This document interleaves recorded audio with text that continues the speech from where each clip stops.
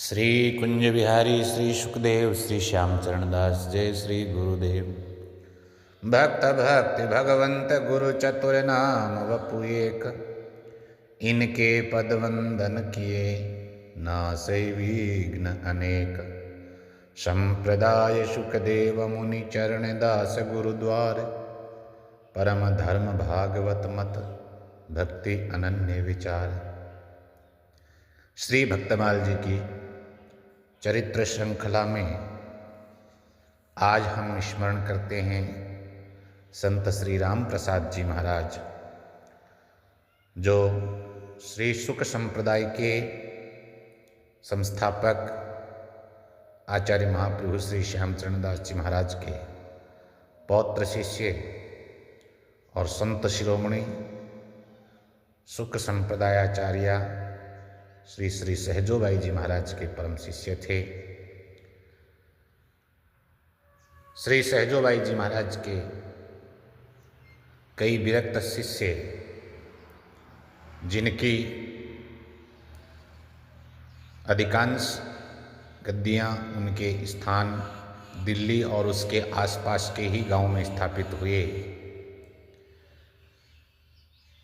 परंतु श्री राम प्रसाद जी महाराज की गद्दी ऐसी थी जो दिल्ली से बाहर शाहजहांपुर में स्थापित हुई। श्री राम प्रसाद जी महाराज बहुत अच्छे विद्वान थे। उस समय यहाँ अवध के शासकों का राज्य था। श्री राम प्रसाद जी महाराज की भक्ति भावना बड़ी उच्च कोटि की थी। विद्वता और उनकी भक्ति भावना से प्रभावित होकर के तत्कालीन शासकों की ओर से उन्हें मंदिर के लिए 200-250 बीघा जमीन दी गई, जो तिलहर और सीतापुर के मध्य स्थित है। तिलहर बरेली मार्ग और सीतापुर के मध्य में, और यहाँ के चौकसी मोहल्ले में श्री राम प्रसाद जी ने मंदिर बनवा करके श्री भगवान श्री राधा कृष्ण की मूर्ति प्रतिष्ठित कराई। राम प्रसाद जी महाराज बड़े भजनानंदी सत्संग प्रेमी महात्मा थे। उन्होंने सब विद्याओं, सब कलाओं और भजनों की सार्थकता केवल भगवत प्रेम में मानी है। अपने सत्संग प्रवचनों में भी समाज को यही उपदेश किया कि भगवान से प्रेम हो जाए तभी सत्संग सार्थक है। भीतर संसार की वासना भरी है तो सत्संग में आने से सुनकर के क्या होगा। यदि हम सत्संग में पहुँचे हैं और वहाँ आकर भी संसार का ही चिंतन होगा तो ठीक नहीं, क्योंकि मन वहाँ निवृत्ति की अपेक्षा प्रवृत्ति में झुकेगा। पर अभ्यास यही करना चाहिए कि सत्संग में मन लगे, भगवान के चिंतन में मन लगे, और चिंतन की वृत्ति को भगवान की ओर मोड़ना है, संसार से हटा करके। श्री राम प्रसाद जी महाराज ने भक्ति को स्वच्छ कल्याणकारी अमृत बताया है।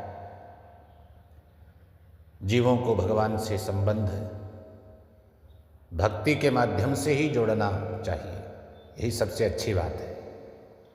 वैसे तो कहते हैं, कई उदाहरण भी ऐसे मिलते हैं कि भगवान से संबंध होना चाहिए चाहे कैसा ही हो,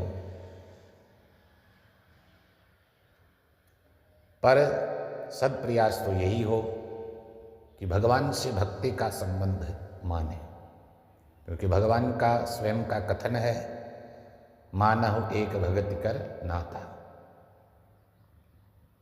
भक्ति भगवान को अति प्रिय है। कलयुग का मनुष्य इससे सरल उपाय और कोई प्राप्त कर नहीं सकता। भगवान का नाम जपना, उनके लीला चरित्रों का श्रवण मनन करना, संत सेवा करते रहना, संतों की शरण में बैठ करके सत्संग सुनना यही सबसे आसान साधन है। और इतने मात्र से प्रभु की कृपा का जीव अधिकारी हो जाता है। बस यही करना है श्री राम प्रसाद जी महाराज के अनुसार। उन्होंने अपनी वाणी की भी रचना करी। उनकी वाणी का समाज पर बहुत असर देखा गया। कुछ पंक्तियां उनकी वाणी की यहाँ प्राप्त है, जिसमें वो वर्णन करते हैं कि यह जो बांसुरी है भगवान की, ये भगवान को अति प्रिय है, लेकिन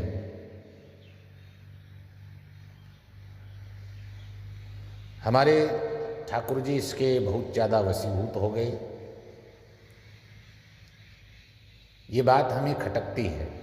उनसी बांसुरी बैरिन दुख दिया रे, बाट परी अरु गेलन छाड़े, जारत नित्य हियारे। श्री कृष्ण को कोई और प्रिय हो, यह बात उन्हें खटकती है। हृदय नित्य जलाती है, जारत नित्य हियारे। देह थकित मन बस नहीं मेरे, ना जानू यह काह किया रे।